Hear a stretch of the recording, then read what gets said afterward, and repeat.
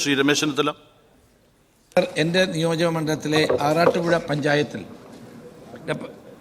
എൻ്റെ പരിധിയിലുള്ള കായംകുളം കായലിൽ നിന്ന് ദേശീയ പാതാ നിർമ്മാണത്തിൻ്റെ ആവശ്യത്തിന് മണ്ണ് ലഭിക്കുന്നതിനായി ഇറിഗേഷൻ വകുപ്പ് മുഖേന ഡ്രഡ്ജിംഗ് പ്രവർത്തനങ്ങൾ നടത്തുകയാണ്.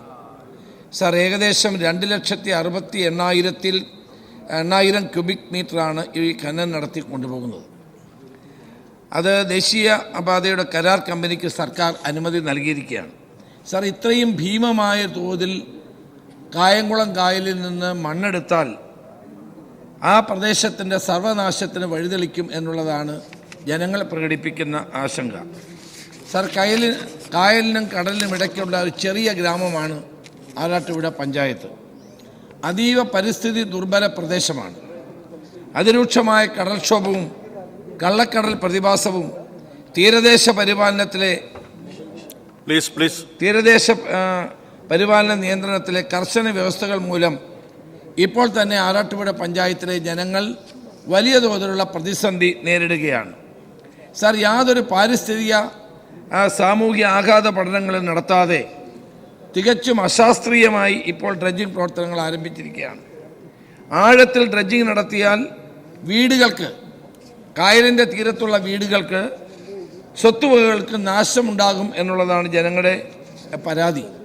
കായലിൻ്റെ ഇരുവശത്തുമുള്ള കരകളിൽ ഇടിഞ്ഞു താഴുമെന്നും കെട്ടിടങ്ങൾക്കും ഭൂപ്രകൃതിക്കും വലിയ തോതിലുള്ള കോട്ടങ്ങൾ ഉണ്ടാക്കും എന്നാണ് ജനങ്ങൾ ആശങ്കപ്പെടുന്നത്.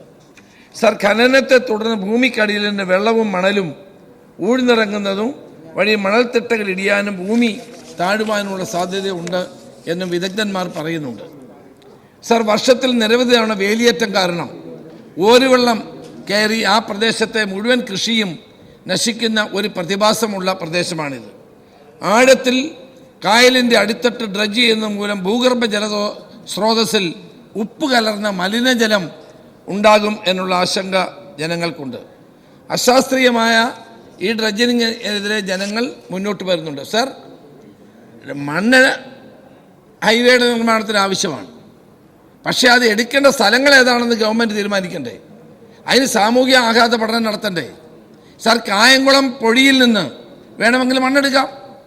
അതെടുക്കാതെ രണ്ട് ഭാഗത്തും ജീവിക്കുന്ന ജനങ്ങളുടെ ജീവിതം ദുരിതപൂർണമാകുന്ന നിലയിൽ ആഴത്തിൽ 2,60,000-ലധികം ക്യൂബിക് ടൺ ഈ മണലെടുക്കുകയാണ്. അപ്പം ജനങ്ങൾക്ക് വലിയ ആശങ്കയുണ്ട്. അതോടൊപ്പം തന്നെ ഗവൺമെൻറ് ഉത്തരവിൽ തന്നെ പറയുന്നുണ്ട്, എക്കോളജിക്കലി സെൻസിറ്റീവായ പ്രദേശങ്ങളിൽ ഇത് ചെയ്യരുതെന്ന് പറയുന്നുണ്ട്. അതുപോലും കണക്കിലെടുക്കാതെ കായംകുളം കായലിൽ നടത്തുന്ന ഈ വൻപിച്ച തോതിലുള്ള ഈ ഡ്രഡ്ജിങ് 2,61,000 ക്യൂബിക് മീറ്റർ മണ്ണ് എടുക്കുന്നത് പുനഃപരിശോധിക്കണം. ജനങ്ങളുടെ ആശങ്കകൾ മാറ്റണം. മത്സ്യത്തൊഴിലാളികളും കയർത്തൊഴിലാളികളും ഏറ്റവും സമൂഹത്തിലെ ദുർബല ജനവിഭാഗങ്ങൾ താമസിക്കുന്ന ഈ പ്രദേശത്തെ അങ്ങേക്കിത് അറിയാവുന്നതാണ്. അങ്ങ് നിരവധി തവണ വന്നിട്ടുള്ളതാണ്. ഈ പഞ്ചായത്തിൻ്റെ ദുരിതപൂർണമായ ജീവിതം കൂടുതൽ ദുസ്സഹമാകുന്ന സാഹചര്യം ഒഴിവാക്കാൻ ഗവൺമെൻറ് നടപടി സ്വീകരിക്കണമെന്ന് അങ്ങയിലൂടെ ജലവിഭവ വകുപ്പ് മന്ത്രിയോട് ഞാൻ ആവശ്യപ്പെടുന്നു.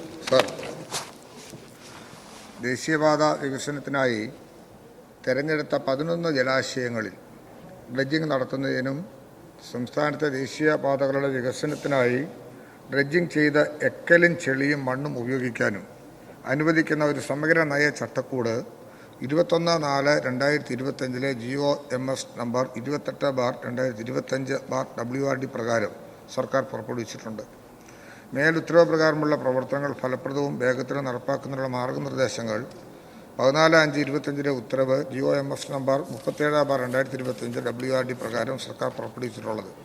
കായംകുളം കായലിൽ പൊഴിമുഖം മുതൽ പതിയാങ്കര വരെയുള്ള ഭാഗത്താണ് മേലുത്തരവിൽ ഉൾപ്പെട്ടിട്ടുള്ളത്. കായംകുളം കായലിൽ പൊഴിമുഖം മുതൽ പതിയാങ്കര വരെയുള്ള ഭാഗത്ത് മണിവേലിക്കടവിന് തെക്ക് വശത്തായി ഏകദേശം 1,300 മീറ്റർ നീളത്തിലും 250 മീറ്റർ വീതിയിലും ശരാശരി ബെഡ് ലെവലിൽ നിന്നും 1 മീറ്റർ ആഴത്തിലുമായിരിക്കും ഏകദേശം 2,68,500 ക്യൂബിക് മീറ്റർ മണ്ണും ചെളിയും കടന്ന മിശ്രിതം നീക്കം ചെയ്യുന്നതിനായി ഉദ്ദേശിച്ചിട്ടുള്ളത്. അടിത്തട്ടിലേക്കുള്ളതല്ല, അത്രയേ ഉള്ളൂ അതെടുക്കുന്ന രീതി മനസ്സിലാക്കിയിട്ടുള്ളത്. സമീപത്തായുള്ള ഇൻലാൻഡ് വാട്ടർവേയുടെ കപ്പൽ ചാലിൻ്റെ ശരാശരി ആഴം ഏകദേശം 2.5 മീറ്റർ മുതൽ 3.3 മീറ്റർ വരെയുമാണ്. അതിൽ നിന്നും 1.5 മീറ്റർ മുതൽ 2 മീറ്റർ വരെയുള്ള ഉയർത്തിയാണ് പ്രപ്പോസൽ സമർപ്പിച്ചിട്ടുള്ളത്. തന്മൂലം കായംകുളം കായലിൻ്റെ സംഭരണശേഷി വർദ്ധിക്കുകയും വേലിയിറക്ക സമയത്ത് ജലപാതയിലൂടെയുള്ള യാനങ്ങളുടെ സുഗമമായ സഞ്ചാരത്തിന് കാരണമാവുകയും ചെയ്യുന്നു. നിലവിൽ 1 മീറ്റർ ആഴത്തിൽ മണ്ണും ചെളിയും കലർന്ന മിശ്രിതം നീക്കം ചെയ്യുന്നതുകൊണ്ട് കായംകുളം കായലിന് പരിസ്ഥിതി ആഘാതം ലഘൂകരിക്കുന്ന രീതിയിലാണ് പ്രവൃത്തി നടപ്പിലാക്കുന്നത്. ആയതിനാലാണ് സർക്കാർ ഉത്തരവ് പ്രകാരം കായംകുളം കായലിൽ നിന്നും ദേശീയപാത നിർമ്മാണ ആവശ്യത്തിന് മണ്ണ് ലഭ്യമാക്കുന്നതിനായി NHI മുഖേന ഡ്രഡ്ജിംഗ് പ്രവർത്തനം നടന്നു വരുന്നതിൻ്റെ സാഹചര്യം.